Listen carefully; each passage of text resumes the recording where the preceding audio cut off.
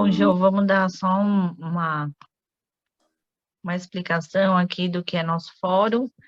A gente está no nosso 5º fórum desse ano, que é um ambiente de bate-papo descontraído de assuntos da rotina, do dia a dia da reprodução assistida. E a ideia aqui é trazer os nossos alunos para debater os assuntos de uma forma de ponto e contraponto, sempre aí moderado por algum de nossos professores. Então, hoje o tema do fórum vai ser a origem da fragmentação do DNA espermático, né? Da onde surge essa fragmentação, se ela pode ser de causas fisiológicas, se é que podemos usar esse termo, ou operacional, durante as técnicas aí de manipulação da amostra. Hoje quem vai moderar nosso fórum é a doutora Joana, que faz parte aqui do Sapiente, da equipe, e quem vai abordar a temática de hoje é o doutor Estevão, que é o aluno da pós-graduação desse ano, e o doutor Lincoln, que é ex-aluno. Então, quando forem aí apresentar, fazer a abordagem de vocês, se introduz, fala de que ano que é. Obrigada, Jo, por moderar o fórum de hoje. Vou passar a palavra para a Jo, ela vai fazer uma breve introdução do tema de hoje. Eu que agradeço, obrigada, Cris. Obrigada a todos os presentes. Então, vamos começar, né? Conforme a Cristina já apresentou, o tema de hoje vai ser sobre as origens da fragmentação do DNA espermático. Então, a fertilidade masculina vem ganhando cada vez mais destaque na avaliação dos casais que procuram o centro de reprodução assistida, porque há anos atrás se atribuía esses quadros de infertilidade, em sua maior parte, à mulher, mas não. Hoje é sabido que cerca de 50% desses casais, a origem está num homem, alguma falha nessa produção espermática. Então, os estudos têm abordado muito isso, como os hábitos de vida desses pacientes podem estar alterando as contagens espermáticas, diferentes metodologias para avaliação, e também tem se referido muito sobre a queda na fertilidade masculina. Essa queda pode chegar a cerca de 32% ao longo dos últimos 17 anos de estudo, e também verificou os estudos que essa redução foi cerca de 2% na concentração de espermatozoides. Então, esses fatores de risco precisam ser muito bem avaliados, porque a gente também sabe que mesmo homens que apresentam um espermograma normal, eles podem ter espermatozoides com fragmentação de DNA. Então, vale a gente investigar quais são as causas que estão relacionadas nessa fragmentação. Então, só dando uma breve revisada, né, na espermatogênese, a gente sabe que ela se inicia no compartimento do túbulo seminífero, nos testículos, nos quais a gente tem uma intensa paracrinia entre as espermátides, espermatogônias e espermatócitos, como as células de Sertoli. As células de Sertoli, elas funcionam como se fossem umas babás dos espermatozoides. Então, elas vão fornecer esse cuidado para a maturação espermática, para que ela ocorra de uma maneira correta, para que não tenha nenhum problema relacionado. Então, só relembrando, na espermatogênese, a gente vai ter aquela célula que começa com uma célula somática e ela vai sofrer diversas divisões, até ela sofrer a mitose para atingir um número final de 23 cromossomos. Então, todo esse processo ele é passível de dano. Ele vai durar cerca de 64 dias e existem períodos durante a espermatogênese que essas células terão uma maior suscetibilidade aos danos. E vamos destacar também a fase da espermiogênese, tendo aqui como exemplo essa remodelação do citoplasma, que também pode ser passível de dano, bem como uma característica única dessas células, que é a protaminação, no qual o DNA dos espermatozoides ele sofrerá uma condensação extra. Quem fará essa condensação são as protaminas, que substituirão as histonas para preservar o DNA de dano. Mas caso ocorra dano, a gente tem dois tipos de queda. a de fita única, é a single standard break, e a de fita dupla. As causas mais relacionadas à quebra de fita dupla é a falha na condensação, seguida da apoptose abortiva e do estresse oxidativo. Desculpa, gente, a minha rinite está atacada hoje. E todos esses mecanismos de dano, eles estão mais relacionados ou com a quebra de fita dupla ou com a quebra de fita simples, e eles podem ocorrer por diversos motivos. E para estar abordando esses motivos, nós vamos chamar, como a Cris já apresentou, os nossos alunos, o doutor Estevão e o Lincoln. Então, obrigada, pessoal. Estevão, a palavra é toda sua. Olá, Ju. Boa noite a todos. Muito obrigado pelo convite, Joana, Cristina. É um prazer estar aqui com vocês. Eu vou já compartilhar aqui a tela. Boa noite a todos. Eu me chamo Estevão, sou urologista. Atualmente sou fellow de andrologia do Hospital do Servidor Público Estadual, ali do IANSP, e também pós-graduando no Sapiente. E a Jo pediu para eu estar falando aqui um pouco com vocês sobre as causas fisiológicas que aumentam a fragmentação de DNA espermático. Então, como ela bem falou, assim, a fragmentação de DNA, o que seria? É realmente um dano na fita do DNA. O teste de fragmentação de DNA, ele é um exame complementar ao espermograma, e os seus altos índices podem estar relacionados a uma infertilidade conjugal. E é sempre bom a gente ter uma atenção extra nos casais mais velhos. Por quê? Principalmente na mulher, já que a mulher, o óvulo feminino, quanto mais velho, a gente teria uma dificuldade em ele corrigir esse erro, coisa que um óvulo feminino, o óvulo com uma idade mais jovem, já seria capaz de estar corrigindo esse erro de fragmentação do espermatozoide. E existem vários tipos de testes para a gente estar podendo analisar a fragmentação, isso vai variar de acordo com cada laboratório. Então, a gente tem o Tunnel, a gente tem o Cometa, a gente tem o SCSA e a gente também tem o Allo-Sperm.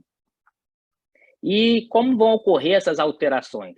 Existem 3 pontos que a gente vai estar abordando, que a gente tem essa falha. Então, a primeira vai ser a falha na protaminação. Como a Joana já falou, isso vai acontecer uma desordem na condensação da cromatina. E quando a gente tem uma falha nessa protaminação, o espermatozoide ele vai ficar mais vulnerável a agentes radicais externos, levando a lesões nesse espermatozoide. Outra alteração que pode acontecer também é a alteração no processo de apoptose. A apoptose, que seria a morte celular programada, ela é um processo natural que ocorre no organismo, e ela vai ocorrer tanto na região testicular, de que forma ela vai trazer um balanço entre as células de Leydig, as células de Sertoli e as células germinativas, e também ela ocorre no epidídimo na maturação. E aqui é algo interessante, porque os radicais livres, que vão acabar levando esse estresse oxidativo, ele muitas das vezes vão atuar tanto na protaminação, levando a falhas na protaminação, quanto também a falhas na apoptose. E o que seria esse estresse oxidativo?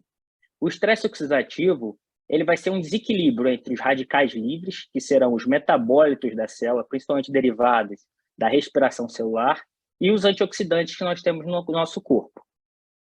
E o que a gente tem como causas, principalmente de aumento desses radicais livres? Então, nós teremos um aumento natural com a idade, a varicocele, um aumento da temperatura testicular. Nesse aumento da temperatura testicular, a gente tem que sempre estar atento ao quê? Se o paciente ele apresenta uma criptorquidia, se ele tem testículo retrátil, se esse paciente, às vezes ele trabalha numa cozinha muito próximo a um forno, ou ele é metalúrgico, trabalha com altas temperaturas. A atividade física, vou trazendo aqui para ver um pouquinho mais para frente, mas a atividade física em excesso também é um grande causador do aumento da fragmentação de DNA. O tabaco, o uso da cannabis também é algo que a gente vê que aumenta bastante. E o tabaco em si não é só a nicotina, existem outras substâncias também no cigarro que, com a combustão dele, acabam também gerando esse aumento na fragmentação de DNA. Outras formas também seriam a obesidade, síndrome metabólica. Pacientes diabéticos apresentam uma chance quase que dobrada de pacientes que não têm diabetes e ter um aumento nessa fragmentação de DNA. E exposição a agente químico. Essa exposição a agente químico, isso aqui é muito importante, às vezes a gente está focado na anamnese desse paciente, porque às vezes ele teve uma exposição química no passado e é alguma substância como chumbo, você tem um depósito no organismo e muitas das vezes esse é um depósito acumulativo, isso vai gerando danos ao longo do tempo e às vezes o paciente não se toca de que ele já teve exposição química, já trabalhou numa fábrica que teve exposição a principalmente organofosforados ou trabalhava na lavoura, em fazendas, esse tipo de coisa. Eu trouxe aqui agora uns artigos só para estar trazendo uma ilustração com relação a essas causas. Aqui é um artigo trazendo a idade, que o quê? Ele comparou homens em diversas faixas etárias com um grupo controle. O grupo controle dele eram homens na faixa de 27 até 30 anos, e esse artigo ele evidenciou o quê? Que a partir dos 50 anos, os homens teriam uma chance de 4,5 vezes a mais de terem um aumento na fragmentação de DNA. Outros, agora, com relação à varicocele. Varicocele, a gente tem muita publicação. E aqui é algo interessante. Toda varicocele, a gente precisa operar, ou então, todo paciente com varicocele é infértil? Não. 80% desses homens com varicocele, independente do grau, eles vão ser férteis. E essa informação eu achei bem interessante que esse artigo trouxe. E aqui está também o fluxograma mostrando de que forma a varicocele pode acabar prejudicando o potencial reprodutivo masculino. Então, a gente vai ter a varicocele, a principal hipótese dela é que o quê? A gente vai ter um aumento da temperatura escrotal, além de refluxos de metabólitos, tanto do rim quanto da adrenal, e uma dificuldade desses metabólitos também chegarem à veia cava. E com isso, esse acúmulo levaria um aumento dos radicais livres e um prejuízo na espermatogênese. Então, a gente vê aqui que os níveis elevados de radicais livres eles vão estar atuando na apoptose, na espermatogônia, a gente vai ter um aumento da fragmentação de DNA e também na membrana lipídica. Outra coisa importante, como a Jo também trouxe esse fator, que é a varicocelectomia em casais com esse único fator, quando a gente opera, 80% deles vão apresentar uma melhora do parâmetro seminal. Outro caso, pacientes com azoospermia não obstrutiva. A gente submetendo esses pacientes à cirurgia, 40% deles apresentam um retorno do esperma no ejaculado. E às vezes a gente até pode pensar, às vezes esse paciente teria que ser submetido a algum procedimento cirúrgico para captação de espermatozoides, agora no momento não precisaria. Outro fato interessante é o quê? Após a correção da varicocele, a gente tem que estar esperando aí no mínimo de 3 até 12 meses para a gente avaliar esse efeito no DNA. Então, não adianta, você operou a varicocele, um mês depois já está pedindo um novo espermograma, e nesse espermograma está solicitando o DNA, teste de fragmentação de DNA. Por quê? A gente tem que estar esperando aí no mínimo de 3 meses e chegando até 12, a gente pode ter um benefício. Outro fato interessante é o quê? A atividade física. Como tudo na vida, a gente tem que ter uma moderação. Então, a atividade física em excesso também aumenta a presença de radicais livres e, com isso, vai lesar o DNA espermático. Nesse trabalho aqui, eles avaliaram pacientes triatletas e aí eles consideraram aí uma média anual por volta de 400 quilômetros de natação, 12.000 de bicicleta e 2.600 de corrida. E aí eles encontraram, além de alterações seminais nesse paciente, eles encontraram que esses pacientes apresentam um aumento na fragmentação de DNA. Outro fator hoje em dia que a gente também tem se debatido bastante, que tem sido muita discussão, é o uso abusivo de antioxidantes. Às vezes você passa um antioxidante para esse paciente, e associado a isso, ele toma já algum complemento vitamínico prescrito pelo nutrólogo ou por algum colega da academia, ou simplesmente ele toma porque ele acha que vai fazer bem. Então, suplementos esses, desde que vão entrar vitamina C, vitamina E, vitamina D, L-carnitina, coenzima Q10, todos esses suplementos, todos esses antioxidantes vão estar incluídos em medicações que a gente prescreve para esse paciente, mas em grande parte de pré-treinos, então de suplementos vitamínicos prescritos por nutrólogos. Então isso tudo a gente tem que estar chamando a atenção para o paciente. Por quê? Não é que é vitamina que não vai fazer mal. E agora quis trazer isso aqui para finalizar, quando a gente pensa em solicitar o teste de fragmentação de DNA. Então, pacientes que têm um quadro de uma varicocele 2 ou 3 com espermograma normal, a gente pode pensar em solicitar esse exame. Varicocele grau 1, mais com um espermograma borderline, a gente também pode pensar. Falha na FIV, abortamento de repetição, infertilidade de causa aparente, são todas justificativas para se solicitar esse exame. Tentei dar uma resumida, obrigado, aí é um tema bastante extenso, tem bastante coisa, aí nesse pouquinho tempo aí eu tentei dar uma resumida aí, João. Não sei se querem tirar dúvidas agora, deixar para o final.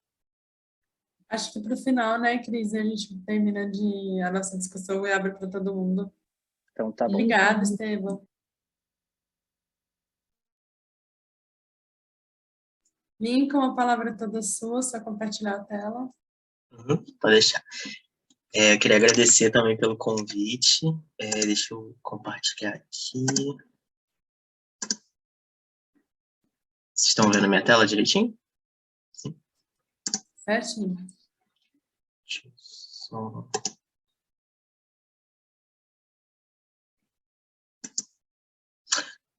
Tá. Então, meu nome é Lincoln, né? Eu sou ex-aluno do Sapiente, da turma de 2019.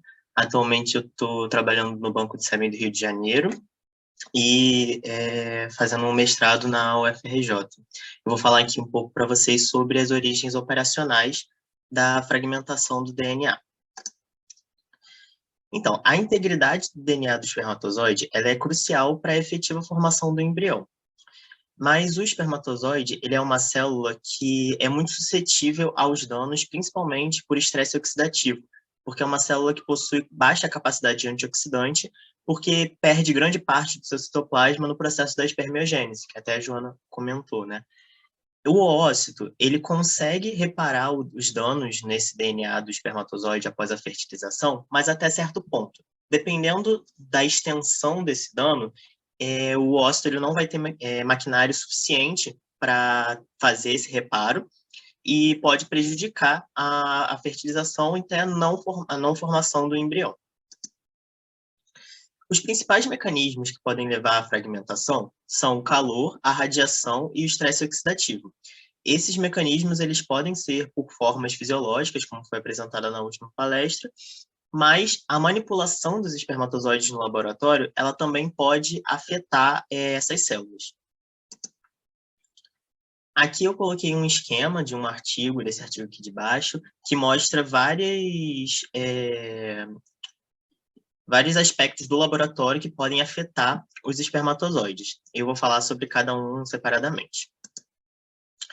Primeiramente, eu trouxe aqui o tempo de processamento.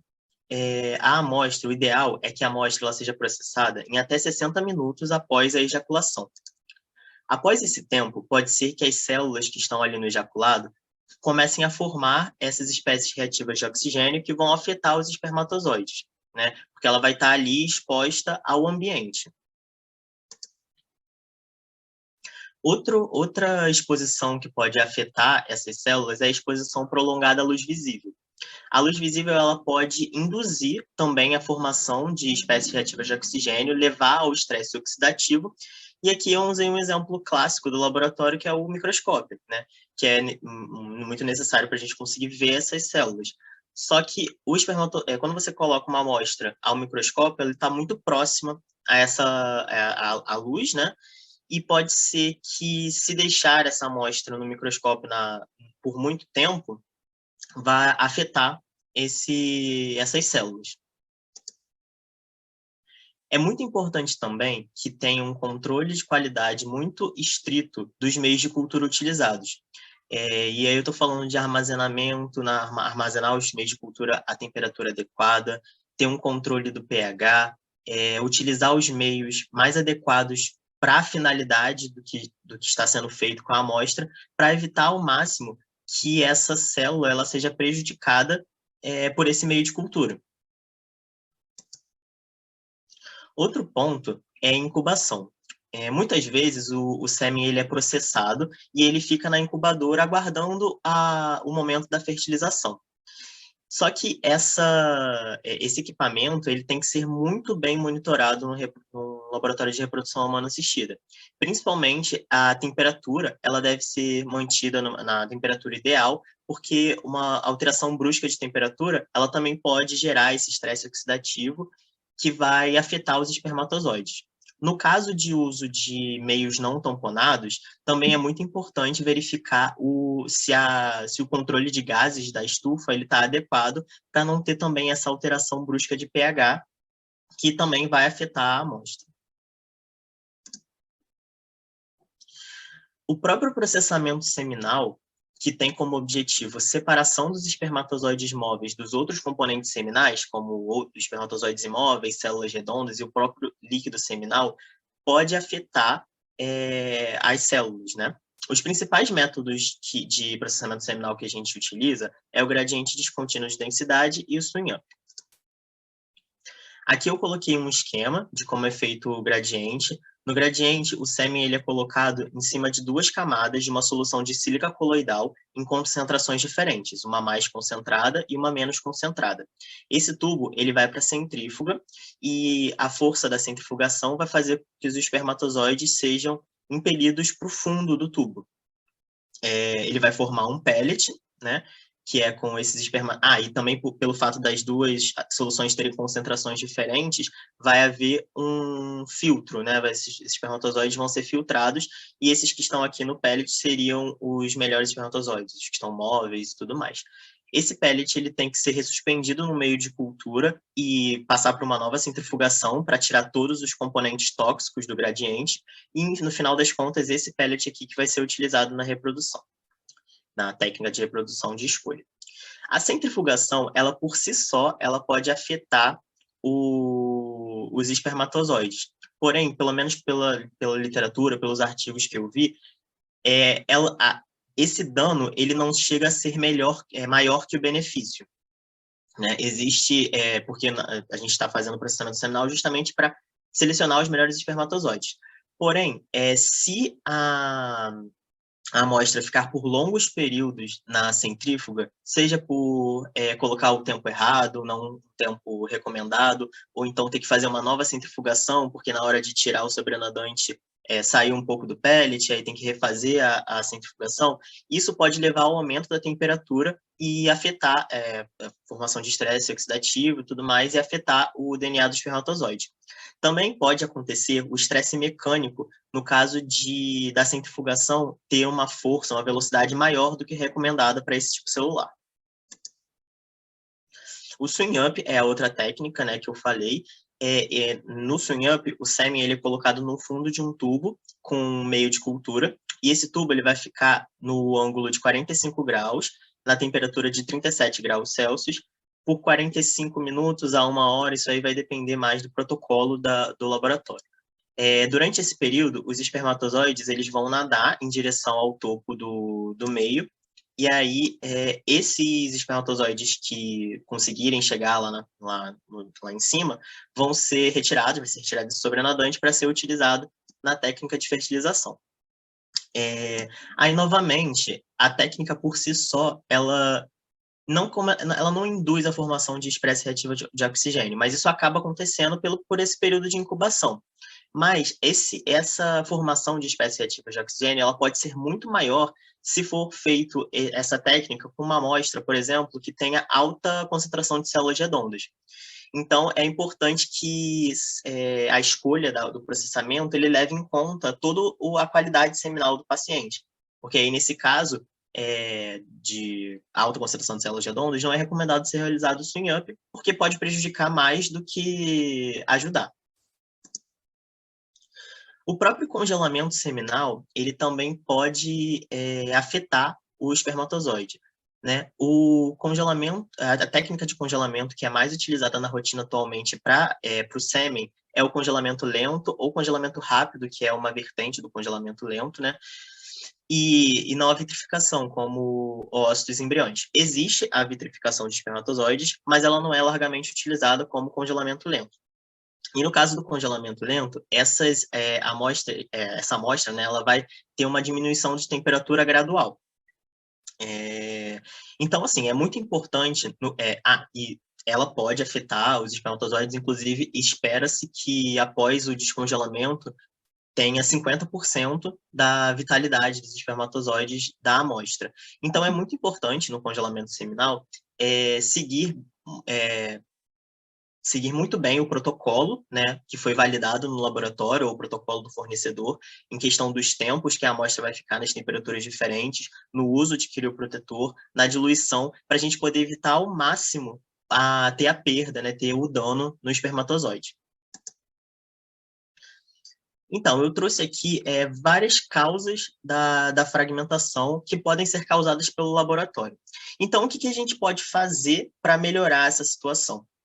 O que a gente pode fazer, na verdade, é o que já é feito em todos os laboratórios de reprodução assistida. É necessário, um laboratório de reprodução, ele tem que ser muito bem controlado em todos os aspectos, para evitar ao máximo a gente expor essa célula a condições ambientais de que ela não pode não se recuperar. Então, é muito importante que haja uma manutenção periódica dos equipamentos. Aí que eu trouxe o exemplo da incubadora, que deve estar com a temperatura adequada, com a concentração de gases adequada. Uma boa organização dos procedimentos para impedir que uma amostra fique na bancada aguardando muito tempo para ser processada ou muito tempo na incubadora aguardando para ser realizada a fertilização. A escolha do processamento, ela tem que levar em conta a qualidade seminal do paciente, que foi o que eu falei do swing-up, que não pode ser realizado, por exemplo, não é recomendado, né, ser realizado com amostras com alta concentração de células redondas.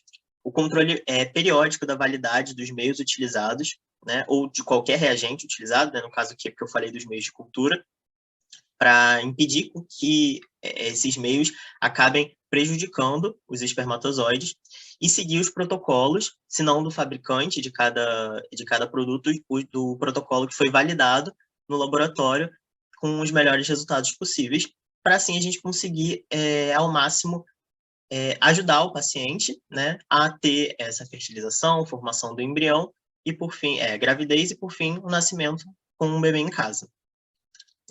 Então, obrigado, e é isso.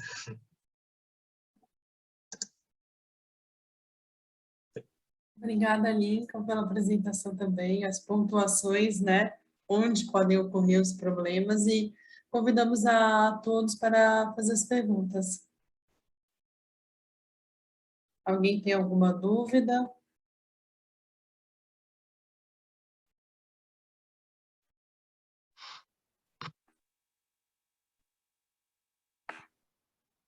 Cris, quer comentar algo? Então, parabenizar a apresentação dos dois. Eu acho que o objetivo do fórum foi brilhantemente alcançado. O objetivo hoje é esclarecer que a gente debate tanto sobre fragmentação de DNA, mas a gente tem uma certa nebulosa de entender a origem, né, dessa fragmentação de DNA, e é muito importante a gente entender a diversidade de origens de fragmentação do DNA para entender o impacto real, né, nas taxas de sucesso. Por que que a fragmentação pode impactar na qualidade embrionária? Por que pode impactar numa perda gestacional, né? Em que momento realmente eu posso considerar essa fragmentação de DNA com importância clínica, ou se ela pode ter sido induzida né, mecanicamente dentro do laboratório. Eu espero que as pessoas tenham recebido esse tipo de entendimento e consigam ter a capacidade aí de raciocínio sobre esse tema que está tão na moda e, ao mesmo tempo, eu sinto um pouquinho de falta de esclarecimentos. Então, acho que realmente os meninos apresentaram brilhantemente. Ao meu ponto de vista aqui, eu acho que foi devidamente esclarecido os pontos.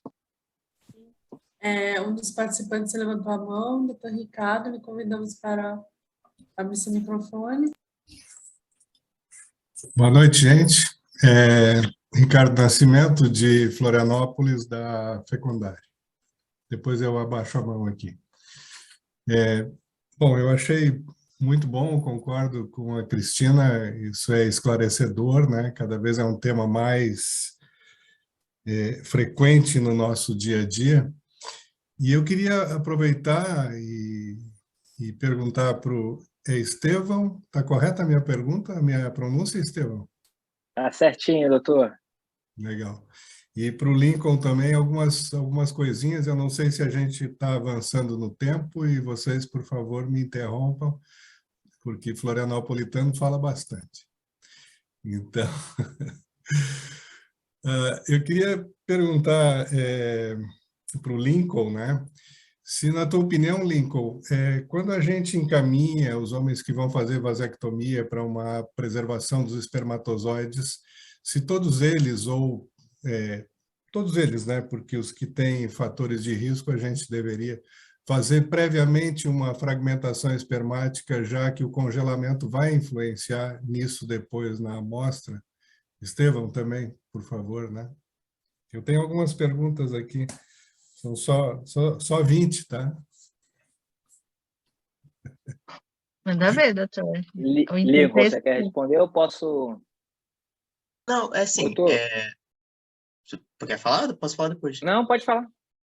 Não, eu ia falar só que, assim, é porque essa questão de exame antes do congelamento vai depender muito realmente da qualidade seminal, porque a gente, principalmente, faz o congelamento lento até hoje com espermatozoide, por causa da quantidade.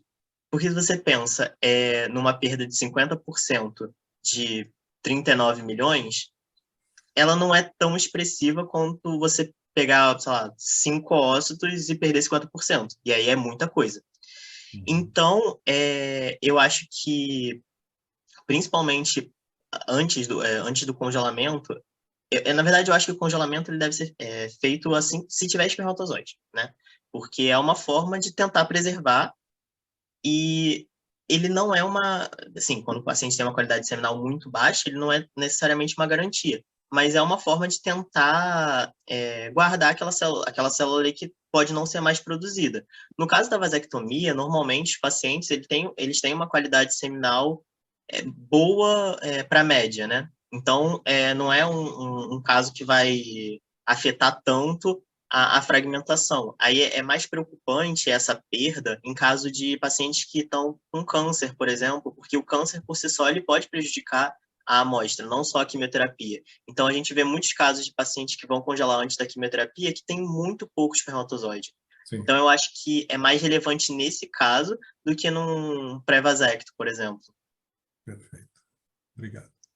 Olha, doutor, assim, falando como fragmentação, algo geral, assim, a solicitação do exame, eu acho que eu vejo os colegas se tornando um pouco mais permissivos hoje em dia com a solicitação desse exame, viu? Saindo um pouco dessa caixinha de quando solicitar e solicitando diretamente esses pontos fechados no guideline. Por um ponto, primeiro, o homem já é um ser teimoso por natureza, e você orientar a mudança de comportamento sem ter algum fato é algo difícil. Então, sempre tem aquele preconceito de que a infertilidade é a culpa da mulher, e às vezes chega aquele homem com o espermograma, a princípio, normal, mas você vai ver, ele é gordo, ele fuma, é diabético, e aí você fala, poxa, será que realmente esse espermograma é normal? E como é que você vai orientar esse paciente? Fala assim, olha, tá tudo bem, seus exames laboratoriais estão normais, seu espermograma aqui está normal, mas você precisa mudar é difícil. Então, às vezes, você tendo um dado ali, olha, sua fragmentação está aumentada. Isso tudo também teria que ver também com a condição financeira do casal, né? Não é um exame, assim, barato de se solicitar. Então, se a questão financeira não for um problema, eu não vejo também o porquê de não solicitar esse exame, entendeu? Tu acha, Estevão, assim, talvez isso se torne uma rotina dentro da investigação do fator masculino? Não do fator masculino, mas dos homens que vão à fertilização, por exemplo? Eu acredito que a questão vai depender muito da questão financeira, né? Porque acho que barateando, você já vai fazer um espermograma numa clínica, já é algo mais caro para um casal, e aí você vai acrescentar mais o teste de fragmentação. Aí você vai ver, no final das contas, às vezes você vai precisar de um segundo espermograma, ou às vezes até um terceiro espermograma para esse casal. E aí, de repente, o casal está gastando aí na faixa de R$3.000 com espermograma, 2.500, 3. Então, acho que vai depender muito de custo, depender de qual classe social que a gente vai estar lidando também, isso é um fato. Mas eu acredito que sim, se a gente barateando isso, diminuindo os custos, eu acho que é mais uma informação, né? Nesse meio, para a gente estar avaliando esse casal. Talvez seria o mundo ideal, né, Estevão? A gente sempre fala que a qualidade seminal ela pode variar ao extremo em 6 meses, a fragmentação Sim. Ela segue o mesmo, né? E essa questão Exato. que você trouxe dos tratamentos com antioxidantes também de forma talvez não muito responsável, também eu acho que é mais um dado que seria uma indicação para entrar na rotina, assim. E a gente tem visto também, assim, alguns casais que você vai ver o cara realmente alguém saudável, mas ele é viciado em esporte. Então, hoje, o triatleta amador é algo muito comum, assim, tem uma pessoa que pratica o Ironman, quer praticar, e às vezes, então, um cara que é ciclista e pedala 3, 4 vezes na semana, e isso é algo assim, não, sou saudável, sou magro, sou atleta. Sim. Então, é algo também que tem que chamar atenção, é overtraining, que eles chamam, né? E isso é algo que tem se falado também hoje em dia. Não, legal isso, até na minha cidade aqui, porque Florianópolis é uma cidade conhecida pelo culto, né, ao físico. Sim, tem o Ironman aí, que é bem famoso aí. Vai ter agora uma maratona nesse fim de semana e tal. Interessante isso. E quando vocês falaram, acho que foi tu, né, Estevão, que falou sobre a varicocele 3 a 12 meses depois. E em relação às outras questões, ao diabetes, por exemplo, a cannabis, e entra aí a pergunta desses novos tratamentos agora com os derivados, tem alguma coisa sobre isso? Quanto tempo a gente deve aguardar? O ideal, né, são 3 meses ali, na verdade, né? Que a gente está, a safra ali, mais ou menos, dos espermatozoides, a gente considera mais ou menos ali dos 3 meses. Então, se você pediu um teste de fragmentação agora, o ideal é você estar esperando após as medidas comportamentais, no mínimo aí de uns 3 meses, assim, para você tá solicitando um novo exame, tá? Mas com relação ao canabidiol, eu não procurei ainda estar olhando, mas é algo que com certeza deve estar saindo aí para a gente também, ter essa influência aí, que deve ter alguma coisa também. Eu ia falar isso do canabidiol, do uso quando eles usam o uso recreativo, tem outras substâncias, né? Do canabidiol ainda não tem que ser isolada. Acho que tem um dado ainda. E outra coisa que também pega é o uso indiscriminado da finasterida, né? Por parte dos homens, aí vai procurar o que você usa. Para eles é suplemento. Aí usa um monte de antioxidante, finasterida, mas tem outros maus hábitos, né? Também vão estar contribuindo. E eu acho que outro que também entra muito hoje em dia é o estresse, né? Que afeta todo mundo. A parte psicológica também está afetando os pacientes. E vale ressaltar que o diabetes também, mesmo às vezes com uma insulinoterapia equilibrada, existem alguns mecanismos, principalmente aqueles de competição do NADPH, para estabelecer uma normoglicemia desses pacientes, ela vai diminuir a produção de antioxidantes naturais desse paciente. Então, ele por si só já vai ser mais propensa ao dano no DNA do espermatozoide. Então, é muita coisa que entra, né? Se a gente for debater sobre isso, acho que dá para fazer um fórum não, um simpósio até. E existe também um fator muito interessante que eu acabei não colocando, que são as ondas eletromagnéticas, viu? Isso também é algo que hoje em dia tem se falado bastante, que são a influência das ondas eletromagnéticas com relação ao espermograma no geral, né? Então, isso tem se estudado, principalmente ondas via... Porque eles consideram que é diferente da onda elétrica, né? Quando você tem um fluxo contínuo pelo corpo, né? Acaba que as ondas eletromagnéticas, elas ficam dentro do seu organismo. Então, tem os mecanismos, estudos saindo principalmente em animais, mas que tem mostrado que existe sim, afeta a produção de espermatozoide e a qualidade seminal. Que ondas A seriam poluição, essas? né, também pode afetar. Ondas eletromagnéticas, por exemplo, entra nesses trabalhos entra o Wi-Fi, celular, ondas de rádio, o que a gente está exposto, né? Aí em todo lugar. Dia a dia. Acho que os nossos novos hábitos de vida não estão contribuindo muito, né, para a espécie, porque tem essas ondas, tem os bisfenóis também presentes, esses aí vão detonar todo o eixo hipófise, hipotálamo, testicular, né? Até Ele a afeta poluição tanto a do parte ar masculina. Uhum. pode afetar muito.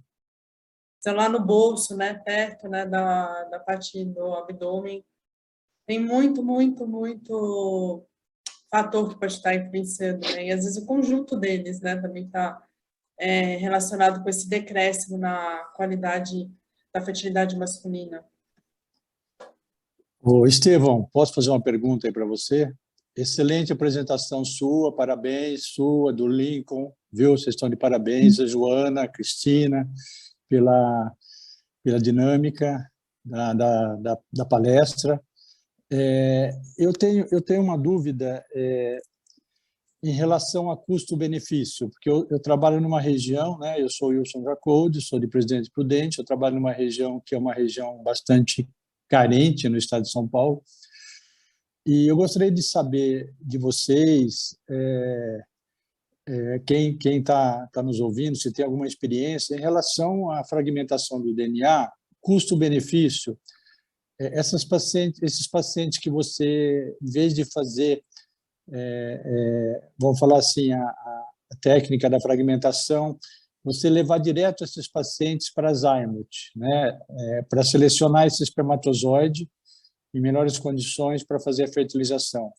Em termos de custo-benefício, existe alguma seleção que você possa fazer para esses pacientes que você tem uma chance de ter a fragmentação, em vez de você fazer a fragmentação e depois repetir, esse paciente vai gastar com antioxidante. A gente tem visto que alguns têm uma certa rebeldia em fazer o tratamento. Não compensa a gente partir por um Zymote, uma técnica para selecionar melhor o espermatozoide, do que fazer esses testes, repetir esses espermogramas com um custo tão elevado? Boa noite, doutor Wilson, tudo bem? Então, olha, nesses casos eu ficaria mais restrito ao que os guidelines trazem para a gente na hora de solicitar, visando assim, questão de custo, né? Então, se o paciente, às vezes, ele precisa economizar para investir em alguma outra parte do tratamento, eu ficaria, na hora de solicitar esse teste de fragmentação, para falha na ICSI, ou então você tem abortos de repetição sem causa aparente. Então, eu ficaria mais restrito. Então, uma varicocele grau 3, que você vê ali, poxa, tem uma varicocele, mas um espermograma normal. Será que realmente ele está normal? Eu reservaria para esse quadro. Com relação ao Zymote, eu não sei qual que é a opinião do Lincoln, do pessoal, mas às vezes eu acho que ele é um swimap um pouquinho mais gourmetizado, assim. Eu não sei o que eles trazem, mas eu não sei se teria algum benefício grande assim, em relação à fragmentação de DNA. Eu acho que aí o Lincoln, a Joana e a Cris podem trazer isso melhor para o senhor. Tem isso. Oi, Daniela aqui, pessoal. Eu tô sem vídeo que eu tô com internet ruim. O Cris. Oi. Tem uns estudos, né, associando o Zymote com fragmentação do DNA, né? Aparentemente, os espermatozoides lá, selecionados lá, recuperados, eles têm uma menor taxa um menor índice de fragmentação do DNA. Então, acho que talvez, não acho que testar, eu acho que para pacientes com alto índice de fragmentação do DNA pode ser uma boa opção, mas a questão é que também é caro, né? Assim, pela experiência que eu tenho de bancada, a gente fazia já isso a gente faz isso meio que arcaico na própria placa de ICSI, né? Usando técnica de microfluídica, que é o principal, o princípio da Zymote. A Zymote, ela tem um microfiltro, então, teoricamente, ela filtra os espermatozoides com diâmetro fisiologicamente compatível com o Kruger, e ele é um SURMAP gourmetizado, sim. A ideia é que espermatozoides que têm menor índice de fragmentação de DNA, gasta menos ATP, então eles nadam por mais tempo em velocidade maior. Então, eles são os que chegam primeiro ali no orifício onde o embriologista pega o espermatozoide para injetar. É sabido, para quem assistiu a aula do professor Hamilton, que esse Zymote que a gente tem no Brasil não é para ICSI, ele é para inseminação. Então, ele tem certas restrições técnicas que precisa ser adaptado, é importante entender a fisiologia. E a ideia que o Dr. Wilson falou, ela é totalmente racional para o uso no dia a dia, que a gente acaba fazendo essa seleção fisiológica na própria plaquinha de ICSI, por meio de microfluídica, usando esse conceito de quimiotaxia, de que espermatozoides com menos fragmentação de DNA seria mais lerdinho, né? E aí a gente consegue, talvez, melhorar um pouquinho a qualidade embrionária. E a gente também tem estudos relacionados à idade ovular, né? Então, a gente sabe que ossos de pacientes jovens também têm a capacidade aí limitada, mas existe essa capacidade de correção dessa fragmentação de DNA espermático. Então, realmente precisa ser avaliado caso a caso, né? Eu acho que tem que ter esse carinho aí de estar olhando casinho por casinho de forma individualizada.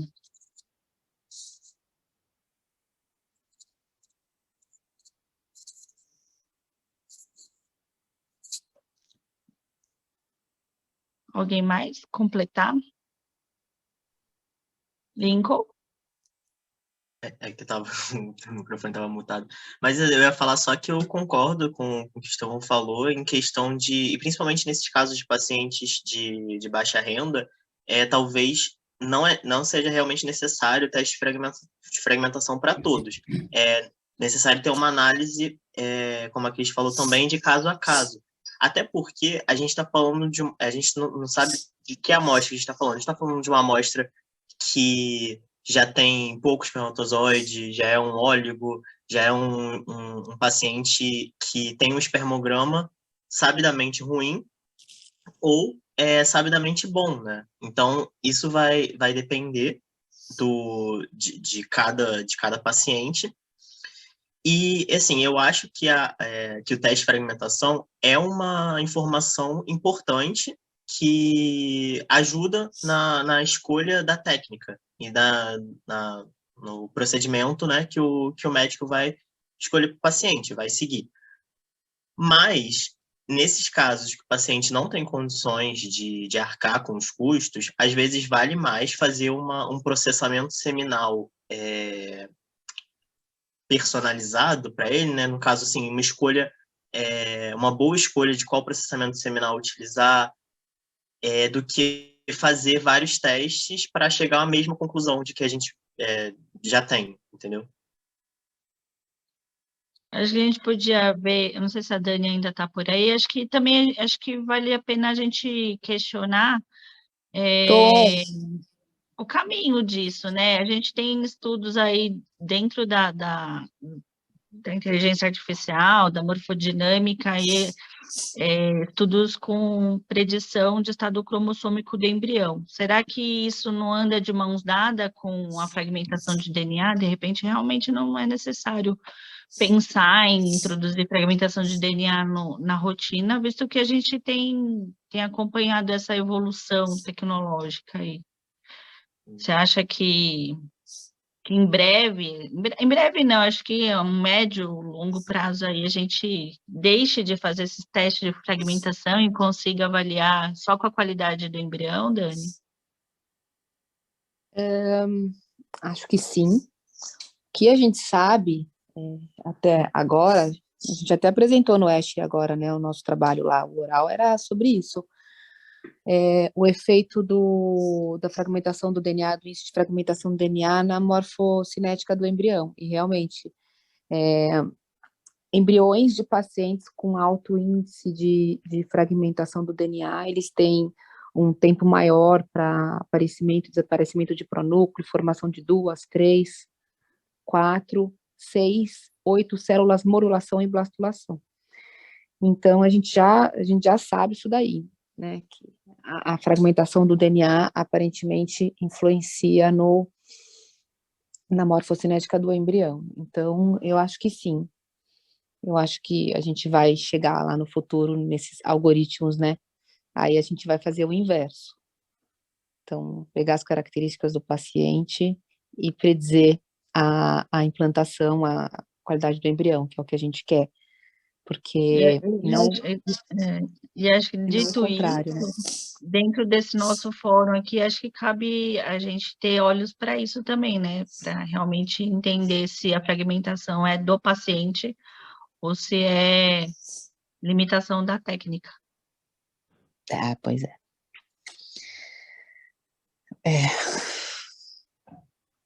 Então, pessoal, mais alguma dúvida? Mais alguma colocação? Mas o Estevão foi muito feliz em falar tudo aí para nós, né? As indicações do teste também, né, Estevão? Aborto de repetição, aquele casal infértil que a profissão do marido está relacionada com um aumento de temperatura, né? Então deu para tipo selecionar o ciclista, deu para a gente selecionar mesmo. Foi muito proveitosa a aula porque a gente vai selecionar esses casais que têm mais necessidade mesmo de fazer a fragmentação do DNA para a gente poder usar para quem tem muita necessidade mesmo, né? Parabéns, Estevão, parabéns, Lincoln, parabéns, Cristina, Daniela, Joana, pelo fórum, viu? Muito proveitoso. Obrigada, pessoal. Muito bom. Obrigada, pessoal que apresentou. Obrigada, Jô. Obrigada, Cris. Olha, obrigado, gente. Foi muito legal, hein? E a todos que participaram. Obrigado aos apresentadores. Obrigado ao Instituto Sapiência aí por dar essas oportunidades legais. Cristina, Daniela, professor Wilson, todo mundo aí. Muito Obrigada, obrigado, doutor. Obrigada, pessoal. Até mais. Muito obrigado, gente. Uma boa noite. Obrigado. Obrigado, gente. Boa noite. gente.